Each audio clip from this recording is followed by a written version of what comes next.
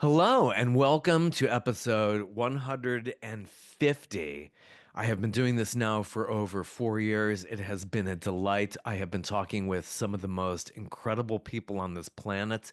I hope to continue doing it. And I am really grateful that you are dropping by my little corner of the world where I talk with artists, leaders, creators, people of all stripes. And today is no different for episode 150. I speak with the band Final Gravity. They are an LA based band.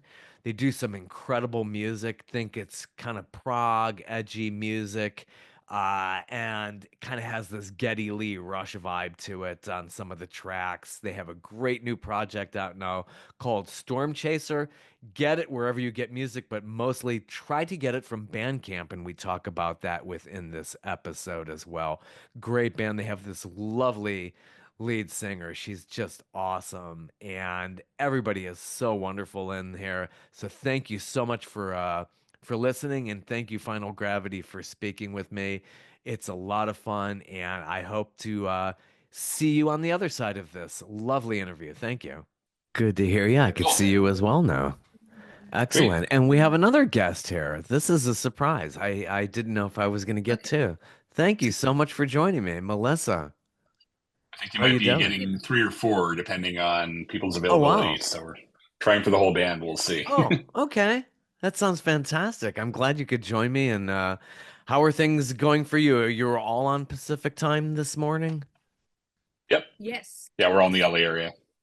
Excellent. How is it going out there? As we record this, the fires are still going, and I know it's affecting a lot out there. This is just totally unprecedented.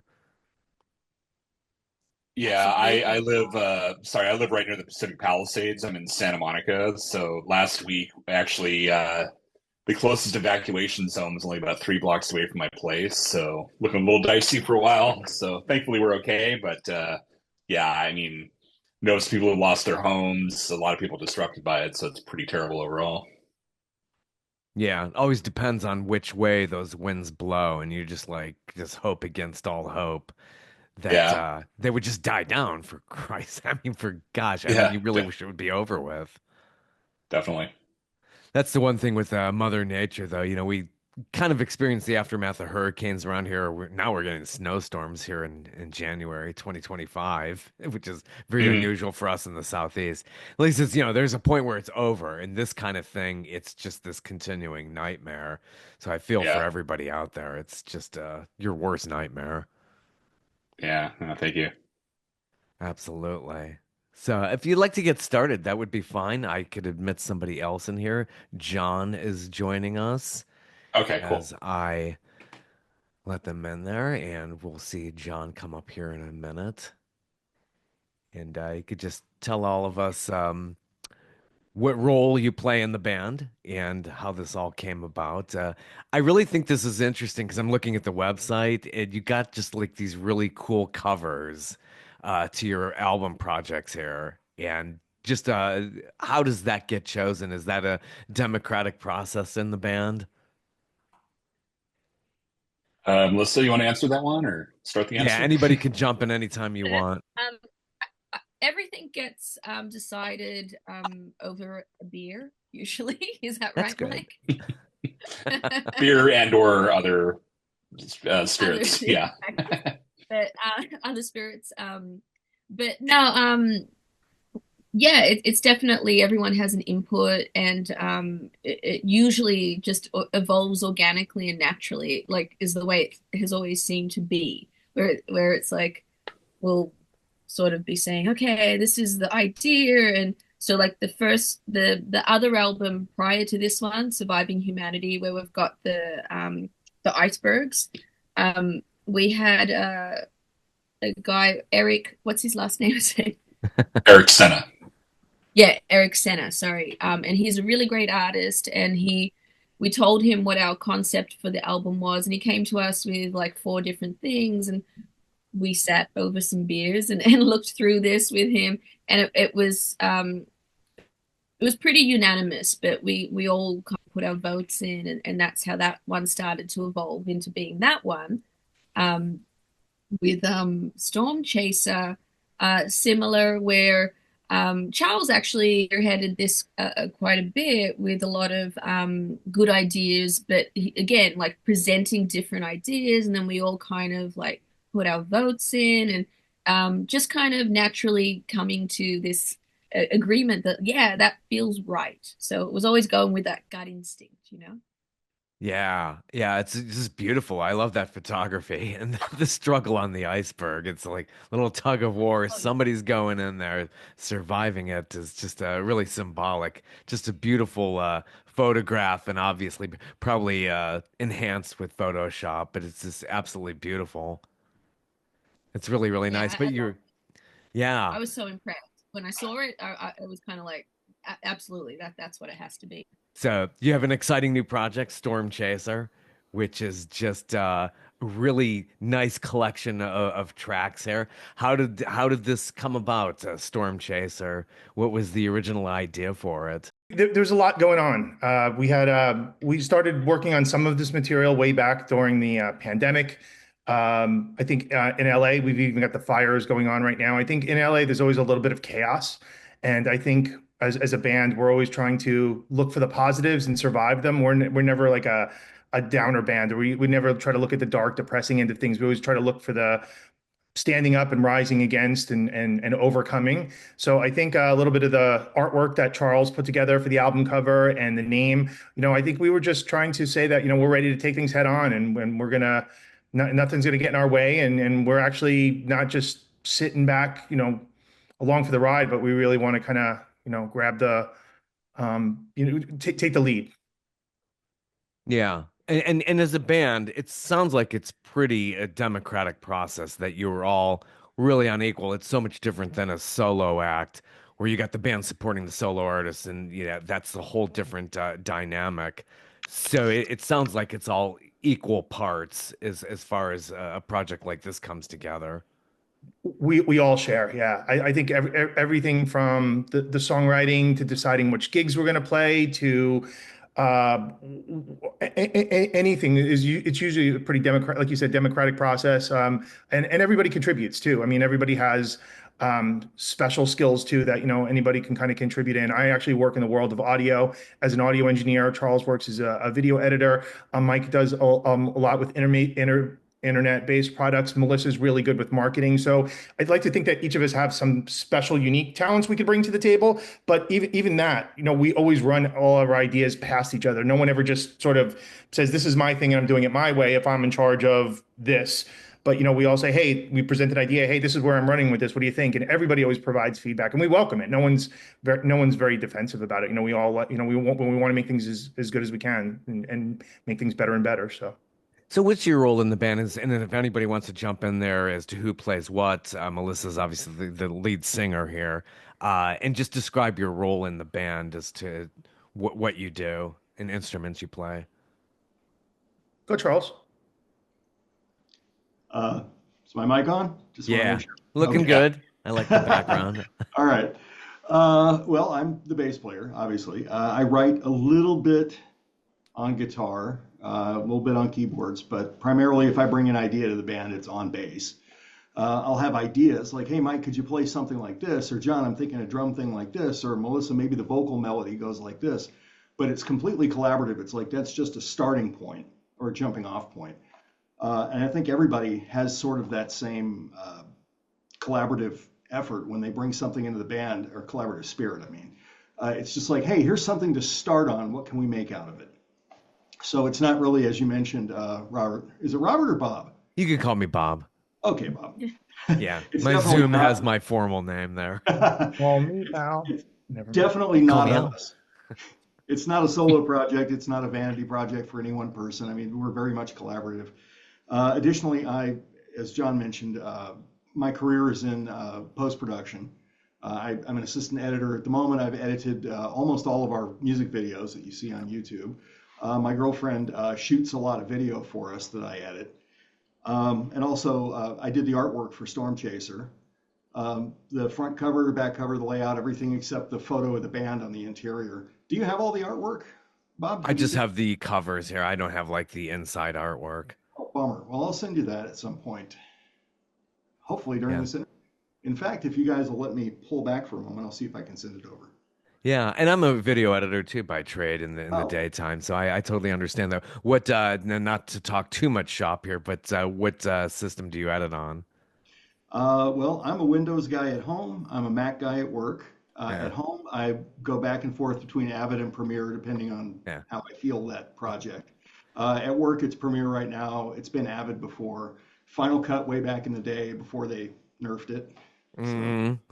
a little bit Yeah, of Final Cut Pro, everything. yeah. It became a more consumer product. It used to Yeah, be good way yeah, back in the day. yeah. I Yeah. also touch on Resolve a little bit, but mainly for color and transcoding. Yep, that sounds good. You're heavily into it. And there's a lot that can go into it, but yeah, you go down this whole rabbit hole. I do Premiere and After Effects, and it's totally endless, but that's the video part. But yeah, nice videos on YouTube that you have. Thanks. Okay, I'm going to pop out for a minute and find those files and send them over. Yeah, and whoever else, if Melissa, if you'd like to tell us how you got into the band, how that all came about, and it's a pretty unique story how you became the lead singer of this band. Yeah. It's Very, funny.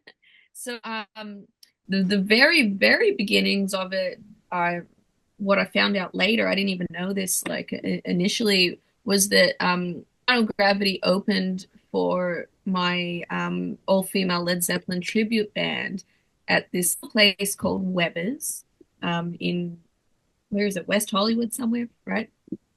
And Rosita. Reseda. Oh, was it? Okay, good. Yeah. Yeah. It's not there anymore.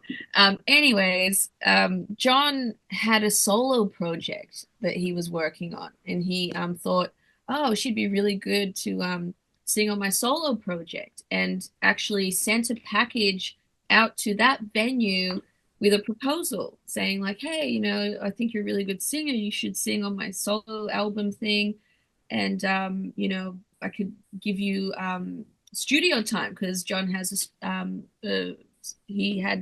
a few really beautiful studios where he does recording, and I thought, oh, that sounds great, and so I did. I recorded. It was called Fire. What was it Wildfire. called, John? Yeah, Wildfire. Wildfire.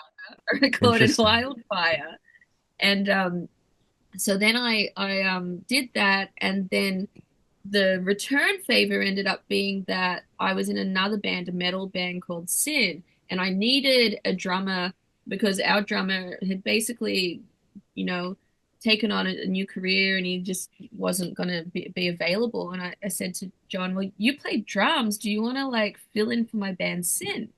It's like, okay. And he did that and it went really well. And we hit it off like that. And so then obviously John had his own band, Final Gravity, but I didn't really hear too much about them until I left the country and I went to Australia for like a few I was there for like a couple months actually, and they contact me and say, "Oh, hey, or John contacts me and says, "Hey, I have this gig opening for Fate's Warning, and our singer did the same thing that the drummer of Sin did, where he's like a new career and he's like, I'm going across the country and not going to be around anymore. Would you be able to learn our whole album in about a week and do this show?" And I said, possibly. The only dilemma is I'm in another country right now, and I'll probably be in the US 3 days before this said show. And but I kind of jumped in, and I'm like, sure, you know what? Let's do it. And it was a big hit. It was so fun. It was so great. I love the songs. I learned them in a week, but I loved learning them in a week. And we did it, and we got a really good response from everyone, and had just a blast. And after that, basically, John and I were like, "Hey, would you like to be the permanent musician of my band?" And it's like, sure. And would you like to be the permanent musician of my band? It's like, sure. And so we kind of like made this kind of you know alliance that we were gonna like bolster each other in the music. Yeah, That's the story, and the rest is history, I guess. well, and your background's interesting. You got the opera training, which I think does get you for the type of music this melange of sounds that you have is just perfect, and it Yeah. kind of has this Geddy What's Lee vibe to it. It's really interesting. Well, what's interesting is that so I did opera really young. I did like opera scholarship when I was like in high school, and I actually learned all my singing because, and I got into gospel and I got into all these other forms of singing because of doing opera, and because I wanted to be able to expand beyond that and have like more moldability and capability of being able to do anything and everything. And so the opera did help, but it's funny. It kind of helped in a funny way where it pushed me into these other dimensions of singing, you know.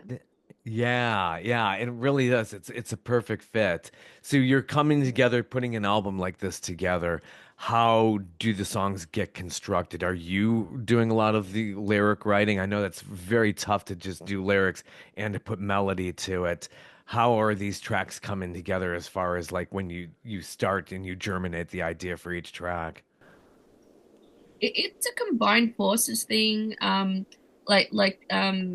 did the lyrics for Planet Earth, and then I put my kind of feel and vibe to it. But that was sort of the his construction. But then songs like Story of Forever was one where the guys actually wrote it to be an instrumental song, and I heard it and I could hear these pockets in within the song that I'm like and just the way I wrote the lyrics and the melody for that, and it just kind of flowed. It was something I couldn't help but hear, and I presented it, and because originally they were very solid that was a mental song, and I think it's one of the best songs.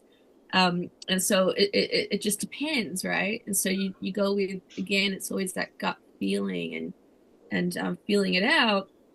But Mike does a lot of lyrics, and Charles contributes too. He gave me, um, little suggestions for the D that I took on. Um, but yeah, again, it's like always collaborative, and I think that's what makes a real band. Yeah, it seems like Yeah, with I the mean, yeah. Go ahead. oh, I'm sorry to Yeah, jump in. Yeah, I that's mentioned the fine. song Planet Earth earlier, which is kind of what kicked off this EP. So Planet Earth was a song that I wrote probably back in the late '90s. And it was, really about kind of environmental issues and, this sort of story of, we screw up the Earth so bad that we basically have to leave the planet to find another home to colonize and eventually come back. And really interesting because the movie Interstellar just had its 10th anniversary, and I took my son to see it at the Oh, Chinese theater in IMAX out here.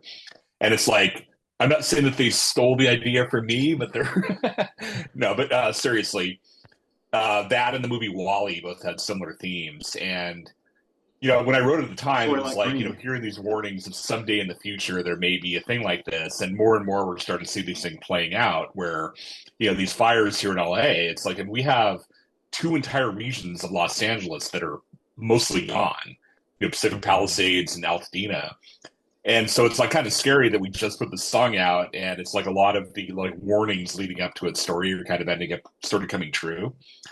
So kind of back to my main point, it's like that sort of kicked it off, and that was a song that I did write. But John had the idea, like, well, let's get together and do like this 1 day session down at his studio. We had an engineer, Chris Henry, come in and kind of engineer and produce the sessions that day, and we got a really good outcome.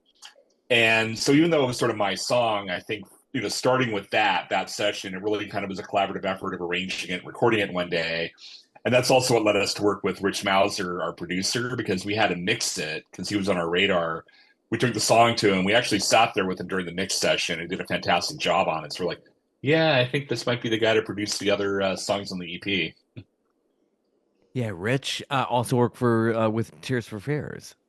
And I'm not sure which project that he worked with Tears for Fears on, but yeah, that name does ring a bell. So, I mean, Disc, Yeah. I looked it up on Discogs, and it had something to do with some bonus tracks on their greatest hits album. But I don't really. I forgot to ask him. Well, yeah, Charles, you know some of his discography. What are some of the other projects that Rich has worked on? Because there's a Oh, lot of gee. bands in our genre and sort of that like Yeah. prog rockish kind of vein. Yeah. Let's see. Neil Morse Band, Transatlantic, Transatlantic.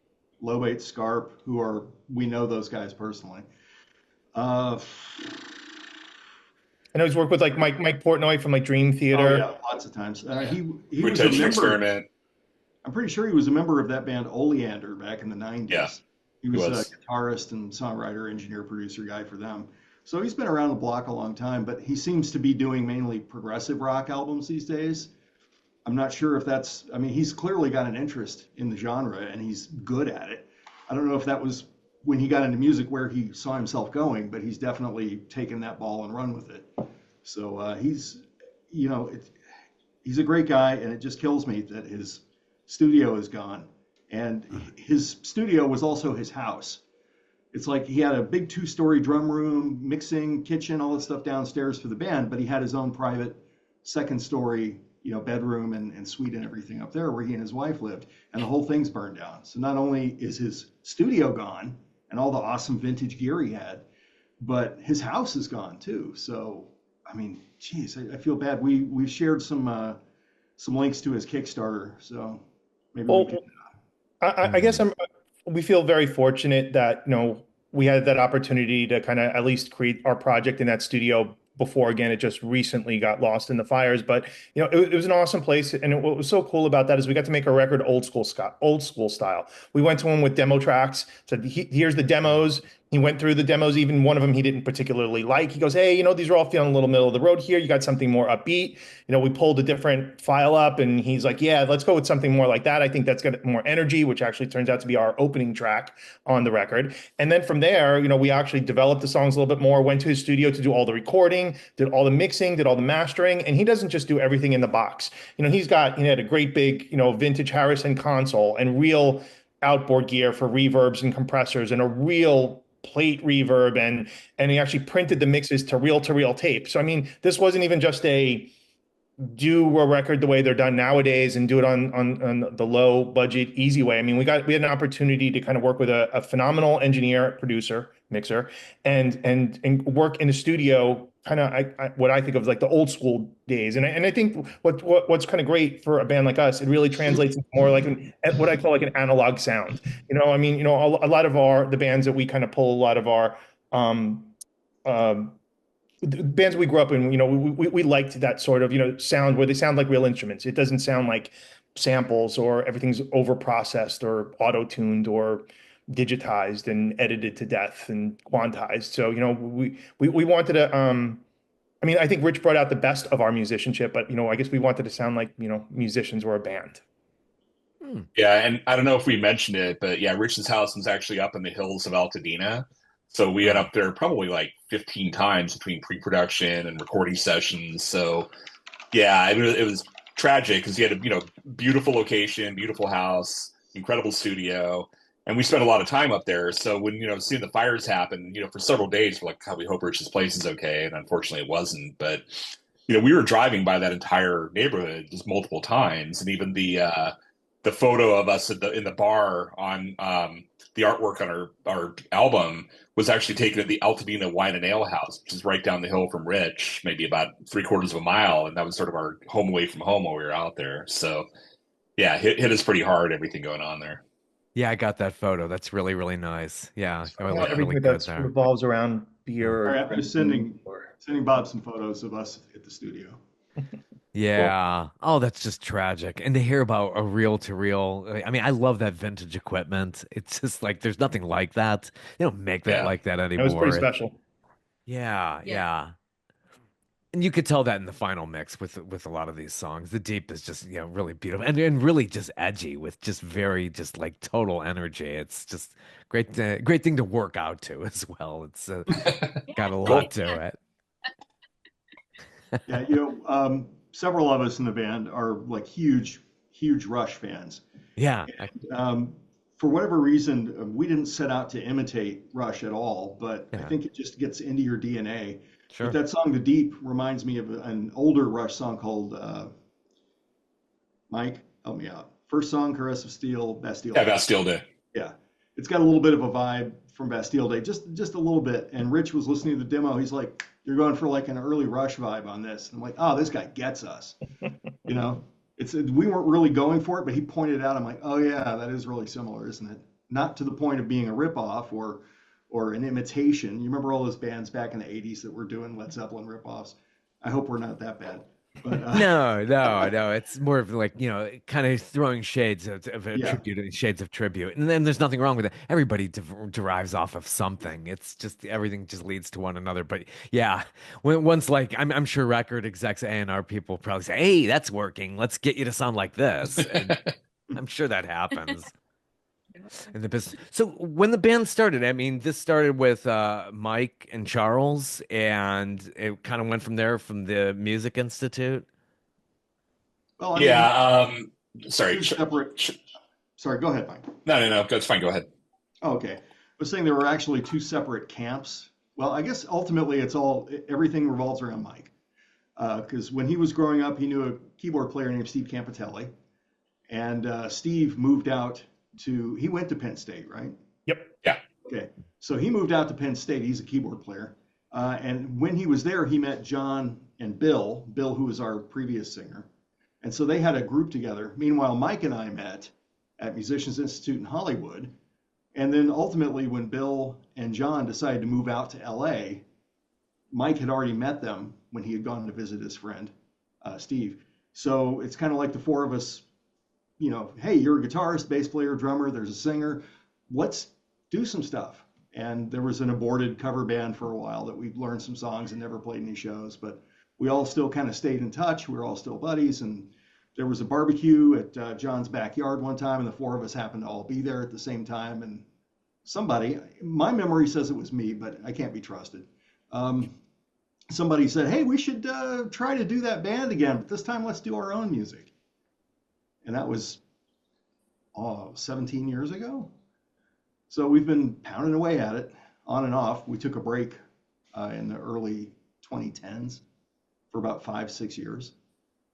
But yeah, came back together and we're back at it again. Yeah, it really shows good result. And Bill Moore went off to go and teach, from what I understand, reading Yep. the notes here.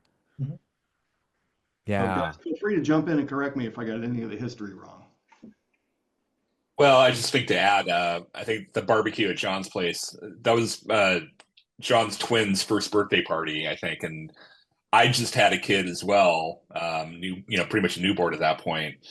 And so I think part of the motivation for John and me was like, well, we're relatively new dads and kind of dealing with the kids. And I guess we had understanding enough families to be able to kind of sneak off a day a week and sort of rehearse and hang out.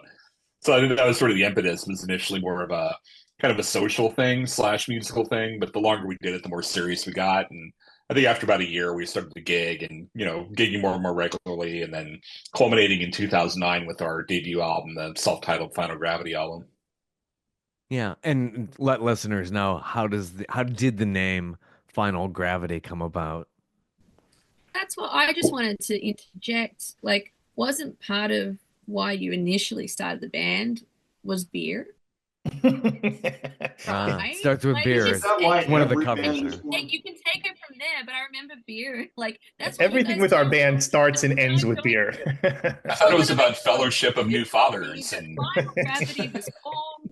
It was formed so that there was a good reason to drink beer, and you guys were like doing, like, your beer reviews, and it was Well, kind of a big part of it. And you even had beer songs in that first album. Melissa's right. Actually, when we really started the band, we didn't have delusions of grandeur. We weren't trying to make it. We were all friends.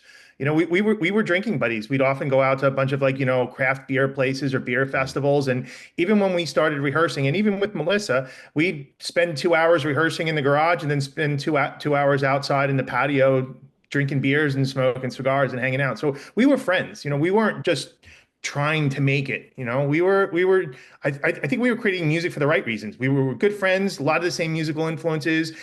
We enjoyed hanging out with each other. So all that kind of evolved. But yeah, I mean, we definitely, beer is definitely a little interweaving kind of a little theme. But Mike, why don't you be given the specific story on where Final Gravity comes from?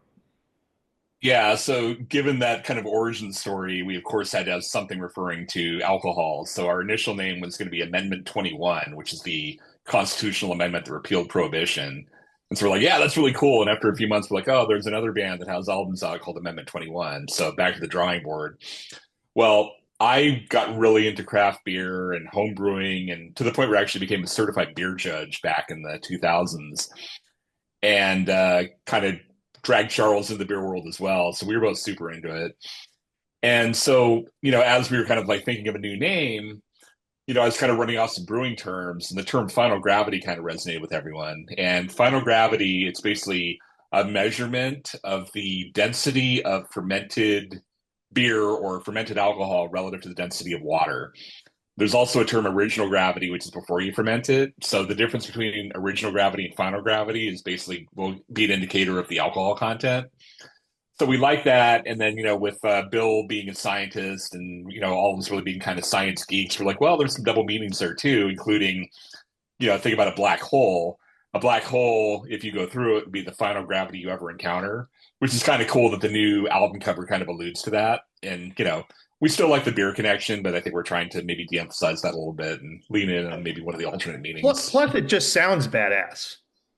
Yeah. I like the sound of it. It's great. Yeah. Yeah, and it's interesting the fonts that you use, like on 4-pack. It's just, yeah, how does that get decided? Who's deciding like the kind of font placement that you have Oh, it's Charles. each Yeah, album? Charles, I think you did a lot of the artwork for that. Yeah. 4-pack, I also did the artwork for the cover of that. But I did take the band name from the previous album, which my friend Eric, or I should say our friend Eric, he's a graphic designer. He did the packaging for our first album and also for Surviving Humanity. So the element that carried over from the first album to 4-pack, just the logo, was his design, but I did everything else on it. By the way, beer drinking friends, just want to point that out. Yeah, another beer friend. And that on the cover of 4-pack, that is Melissa. I made her go out to the beach and carry a little 4-pack of beer prop that I made and took a bunch of pictures, and then there's the cover. Oh, it's beautiful. And carrying that I 4-pack looks great.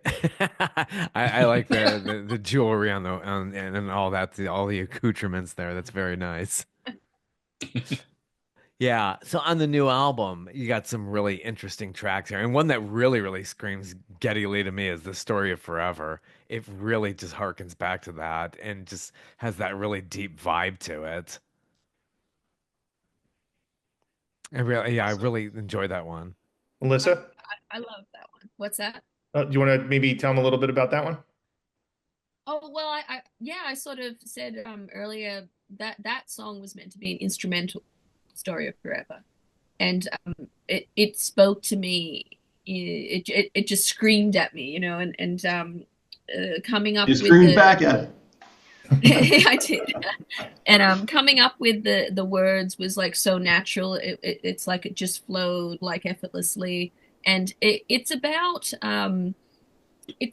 sort of that samsara, like the cycle of life. You just keep going through cycles and cycles, and hopefully you're evolving a little each time you go through the cycle, like like a spiral,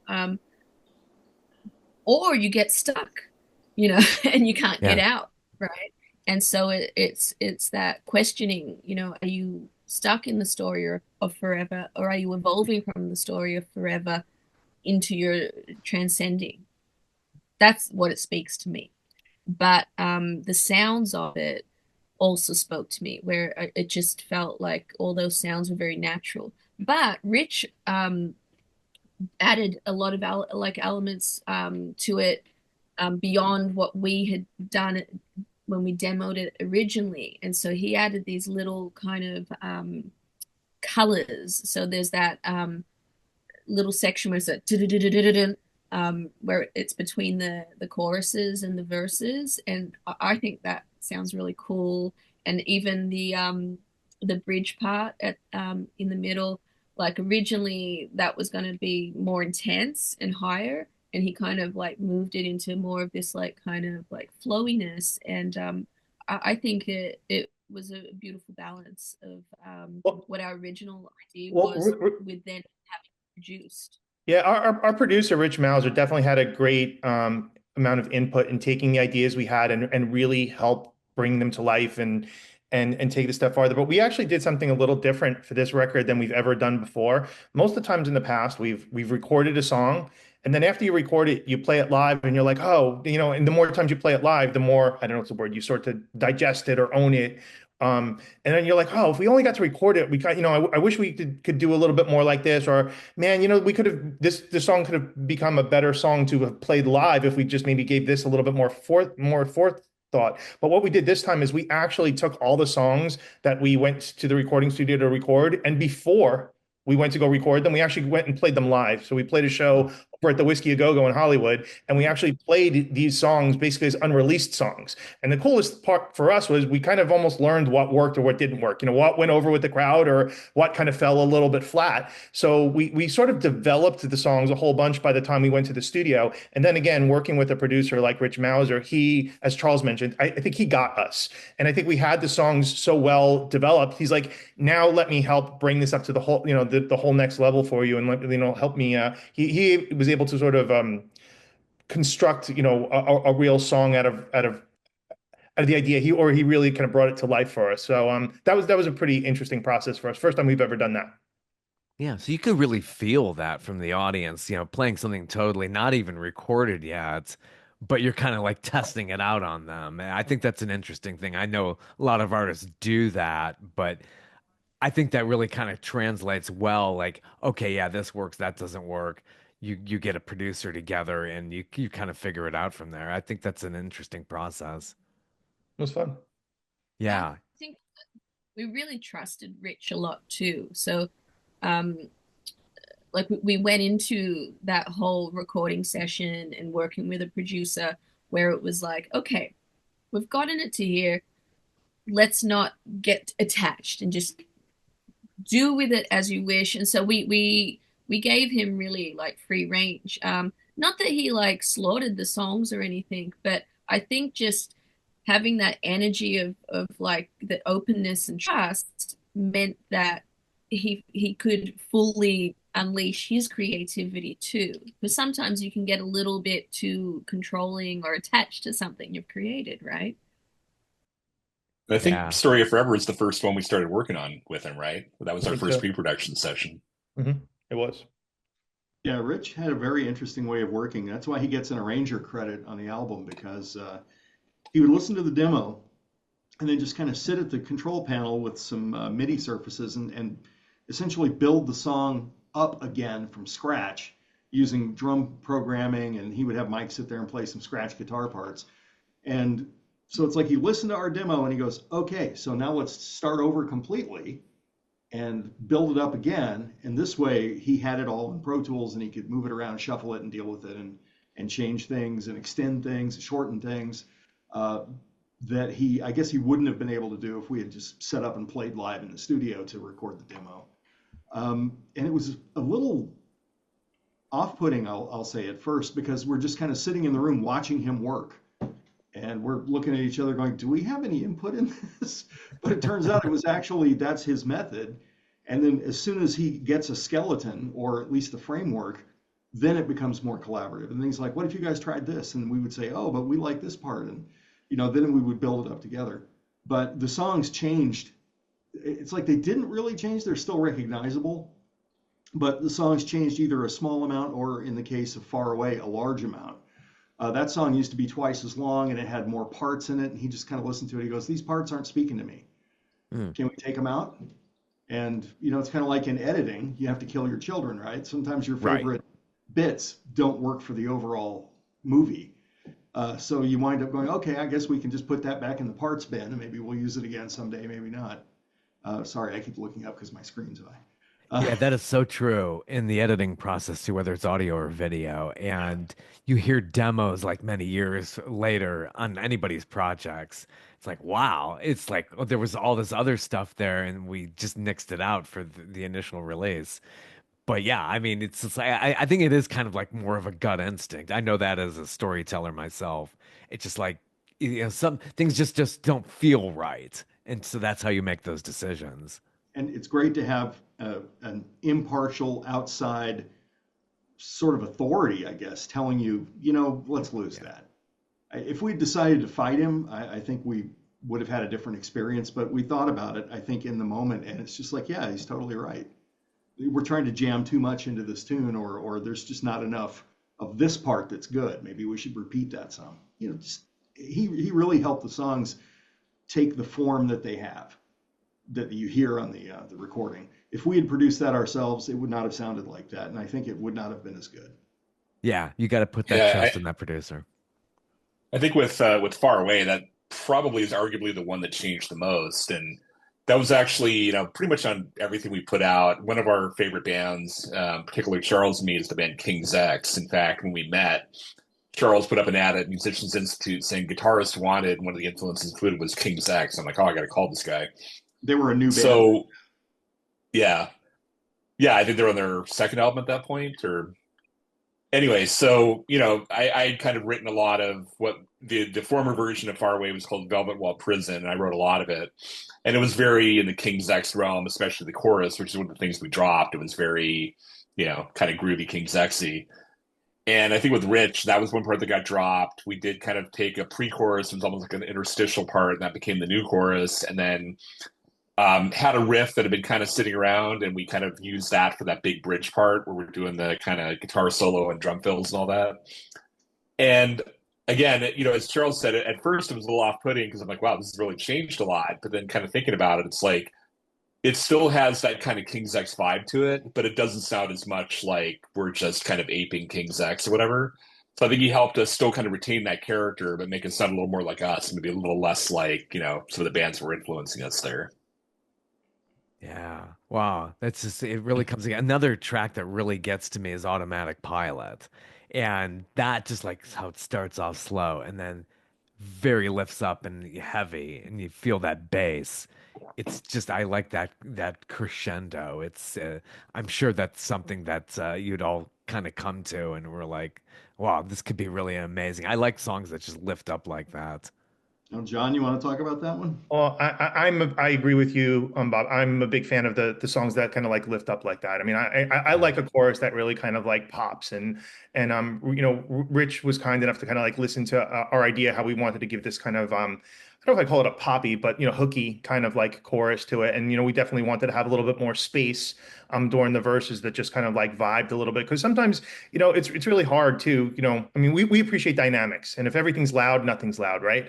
So we definitely wanted to have a little bit of space with the verses. And Rich, our producer, really introduced us to the idea of like hitting what was the word he used, Mike? Was it called accents, elements? Event. Well, he talked about events and Not then the word scene event. changes. That was yeah. Yeah, Rich Mouse would say, "Hey, look, I love all the space you have here, but let's stick this cool little like punch or this little accent here and make it interesting so it doesn't sit flat." So it was really fun, just the whole evolution of that, and lyrically, we were just trying to come up with something too. I mean, specifically the lyrics are. I mean, I really appreciated that anyone listens to a song and they can interpret it to be whatever they want it to be. But I was almost trying to write some of those lyrics, which I wrote some of those lyrics a long time ago. It was about the plight of the inner city, and some lyrics about like I can see your screams scribbled on the walls, talking about like the graffiti and how cities used to be these bustling metropolises, and a lot of them like I don't know. I mean, so sad when you see cities like Detroit or other places that were these once dominating places that just sort of got forgotten about, and they kind of like fall apart and people keep looking for someone to save them from it. But I wanted that also to sound kind of like anybody can put a personal attachment to that too. So that's a little bit of the thought process, that if you kind of don't pay attention to things, if you don't stay on top of things and you just get lazy and complacent, you might just wake up one day and all of a sudden everything just kind of fell apart and you sort of didn't maintain it. So it's sort of that little reminder of hey, pay attention, notice, care, be in the moment. So that's a little bit of the thought process behind that. Yeah, I like that question and answer kind of response in there too. It just feels like it's something unique and different that you don't hear in many tracks. Well, I appreciate you said that. I mean, that's one of the things we actually do put a little bit of effort into, is trying to make all the songs we write different. And as we were mentioning earlier, we do a lot of collaborative writing. We often literally all four of us sit in the same room and like jam ideas. I mean, we just sit there and hash it out. And then once in a while, somebody brings a little riff and we just kind of work on that and jam it and see what happens. And Melissa sometimes will just like vamp, baby talk lyrics on top of it, or make believe words just to kind of come up with a rhythm or a melody. And we kind of, let some things evolve. But we specific and when we're writing though, we will sometimes say, "Hey, let's not do that. We've already done that before. We've done that a few different times. Let's go a different area." So we actually do put a little bit of effort into making our songs. I mean, we want to have our own sound, but we don't want every song to sound the same. That's a pet peeve of mine. I hate getting a record by a band and I just heard 9 versions of the same song. So, so we really try to as much as I don't know if we have a sound, but I mean, I guess we are who we are, but we definitely want to show off as many flavors or as many colors as we can. Yeah, and you all come to this band with other talents outside of music, which is very helpful, especially when it comes to marketing. And I know Melissa has been very big into that, working with Universal, doing those kind of things. So, I mean, that's definitely got to help as far as getting that word out there as to what you're doing.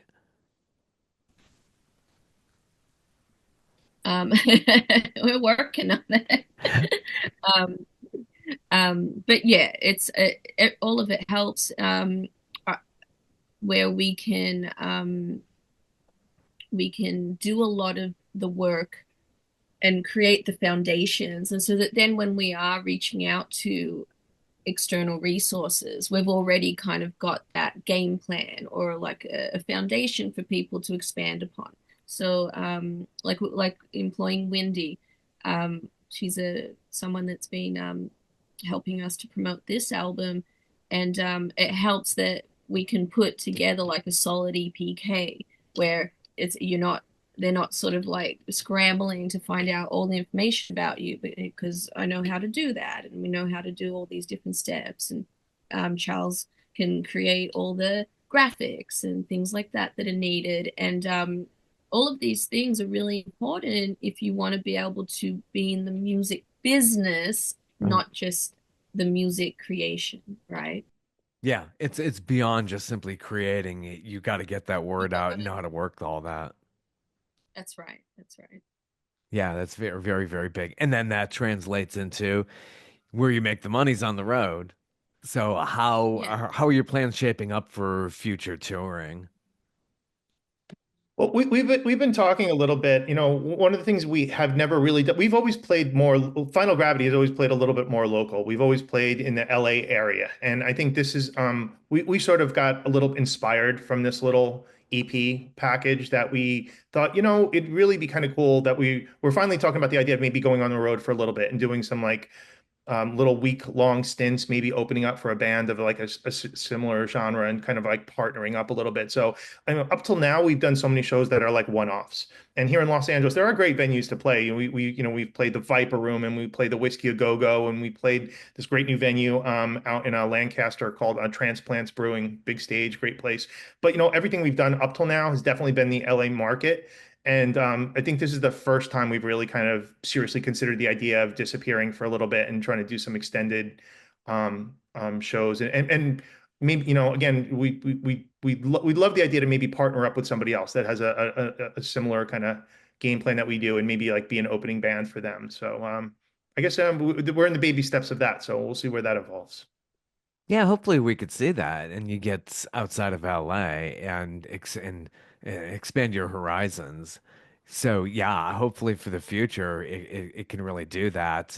It's nice to be on the socials and people can discover you that way as well. But nothing like seeing you live And and we enjoy playing live. I mean, and yeah. that's fun for us. I mean, I think that's a comfortable place for us. And what's really fun too, or one of the things I've been personally proud about, we've often played some shows as an opening band where the majority of the crowd possibly didn't know us, right? Especially in LA, sometimes you're playing a night where there's 4 or 5 bands on the bill.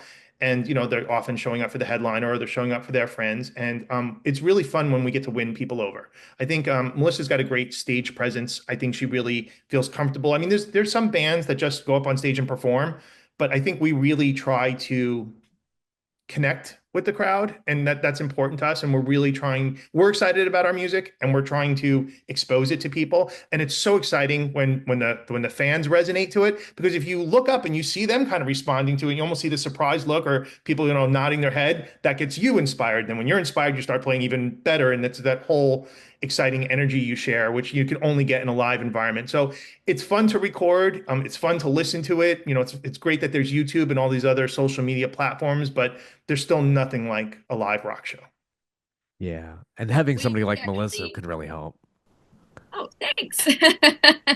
Um, but we actually love performing. Like performing Yeah. is one of our specialties. I know that there's some bands where they're like, oh God, performing, or they get nervous, or no, that's not really our deal. Our deal is like performing's fun. It's fantastic. And the more we can do it, the better. So um, I think that's a good thing. That's all. And you also have that TV presence too. You have a little bit of a background with that as well. So I'm sure that that helps, not just being photogenic, but videogenic as well, which translates into the audience really connecting. I think that really helps.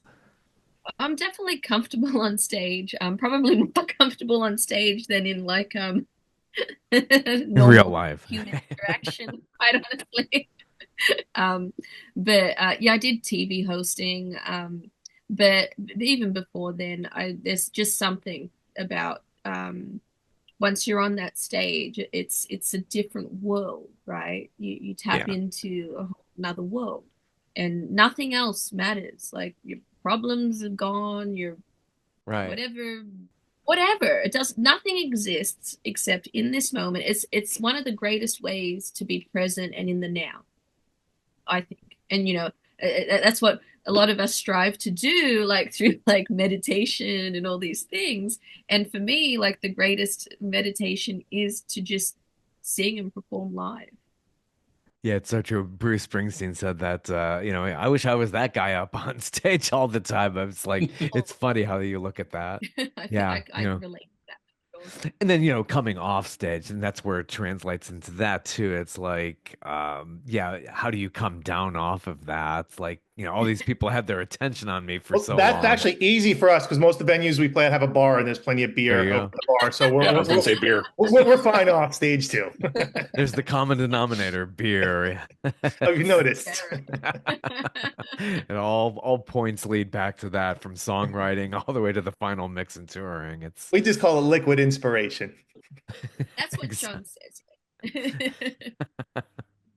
Yeah, but getting back to that closing track, that's the parting shot, right? Especially what's going on with LA now. It's just like, about survival and what we're doing to planet Earth. And they're going to be talking about this for centuries, I'm sure, as to what happened. And of course, the blame game and the finger pointing always goes on there. But it's kind of interesting how that's all come about, how you have that kind of a track and it's coinciding with everything happening now. Yeah, and it's scary because I mean, you look at like recent hurricanes, there've been probably three or four like just really incredibly devastating ones over the past few years. There's the fires here, Paradise, California, other areas, and I feel like with these recent disasters over the past 5 years in particular, look at the aftermath, and it looks like a nuclear weapon went off. It's like these aren't like old school fires, old school hurricanes, which are incredibly destructive. These are like totally destructive, and they're getting more frequent. They're getting worse. And these are things we've been getting warned about for a while. Like if we don't change our ways, this will happen. And now it is happening. And I think, we're a long way from literally having to leave the planet. But, I think collectively humanity kind of needs to get its act together, or we could actually get there at some point. Well, Yeah. again, Mike had actually written this song a whole bunch of years ago, and we'd never sort of incorporated it into our set, or we'd never recorded it before, but it always resonated with me. And the cool thing too, I mean, I remember a long time too, when I was studying music, they're saying, hey, if you want to get your message across all the time, you can't just scream it. And so what was kind of neat was, Final Gravity had never done a ballad before. I mean, this was almost a very acoustic guitar based kind of song. And I think, there is a great message in there to be heard. So I think that was fun for us to do an acoustic kind of song, give a chance for that storytelling to come through. Again, Melissa did a great job interpreting, the message in the vocals that, that the listener can really get to it. And it was fun for Charles and Mike and myself to kind of do an acoustic thing. And as we were mentioning earlier, we did most of this record with the producer, Rich Mauser, but there's one song, this was even before we specifically set out to do an EP. We actually were just sort of recording a single. And we reached out to a great engineer named Chris Henry, who's worked with the likes of U2, the Red Hot Chili Peppers, Adele, some great people. And we reached out to Chris and said, hey, you know what? We got this little project that we want to do the song, but here's what we want to do. We want to go into the studio and do the whole song in one day.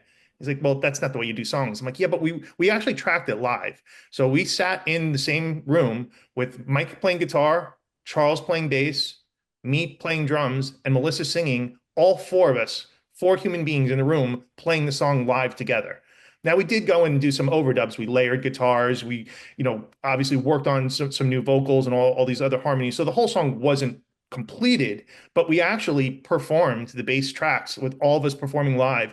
And again, I just think that so often that art form gets lost nowadays. And again, we did do a couple of overdubs after that one single day, but we did power through one long day and recorded all of, well, probably 90% of that song all got recorded in one day. And it was just fun to not just, because sometimes projects get belabored. People spend forever just tweaking things to death, and sometimes it sucks the life out of stuff. So we thought it'd be just so again, just in that effort for us to do something a little bit different for that one particular track, we had a specific game plan on how we did that. And again, we did reach out to Rich Mauser to mix that song. And as Mike and Charles were mentioning earlier, that's kind of how we met Rich Mauser when he mixed that song Planet Earth. And so it's fun. It's funny that that's the last track on our EP, but that's the first song that spawns the whole little project.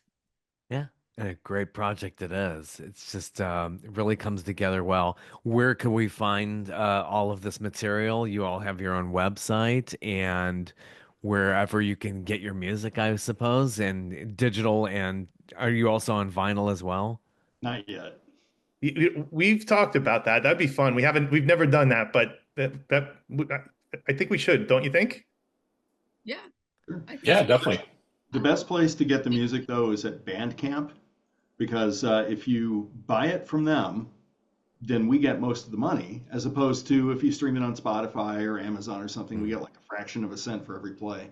So, if somebody likes what they hear, go to Bandcamp, buy the download. It's very reasonable. It's $1 a song, so it's $6 for the EP.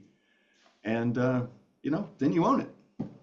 Yeah. You can get to the bank. You Or can get to the bank physical media. through Oh, yeah. through Final Gravity. We also have physical media available. You can't see that. Yeah. Very I got mine. We have ours. So Where's yours? So you can go to finalgravitytheband.com. That'll take you to the Bandcamp. Yeah, that's where So Bandcamp is just so definitely. it's like kind of an easy thing to remember, right? This would translate really nice to vinyl with all of the artwork and all of that. And thank you for those inside photos and everything. And then the photo of being in the studio there, which is just hopefully a new studio will be built soon.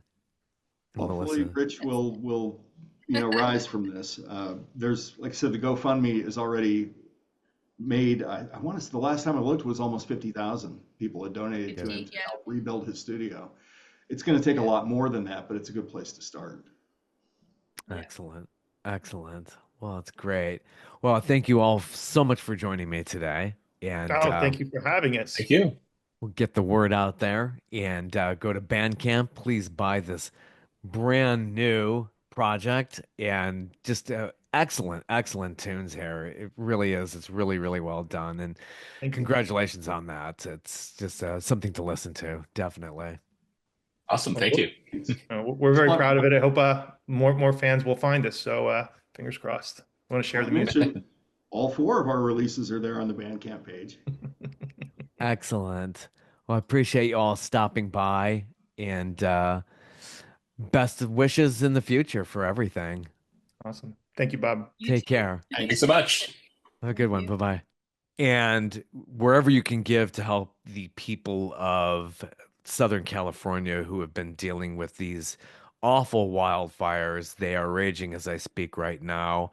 By the time I get this out, I don't know if they will be out or not. Hope those Santa Ana winds dissipate, go away forever. It would be really nice. But what a beautiful place. I love Southern California. Got family out there. Hi, family. I think they're all okay. Haven't really heard from anybody, but I think they're okay. They're around it. They probably smell it, I'm sure. It's just an insane tragedy out there. And I just really, really hope and pray for the best for everybody out there in Southern California, the Los Angeles area, and everybody else who I know there. I know it's been a very, very hard time. So I hope by the next episode that becomes a memory and people heal quickly from that awful tragedy. Rick Mauser is the producer of this project, Stormchaser, and he lost everything, including that studio. They started that GoFundMe. And if you'd like to help, his name is Rich Mauser, Mouser. And he's done some incredible work. And this is an amazing album that they put out there. Actually, it's more like an EP. Final Gravity, Storm Chaser.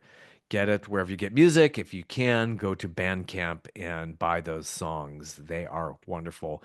And until next time, have a good one and hope for the best.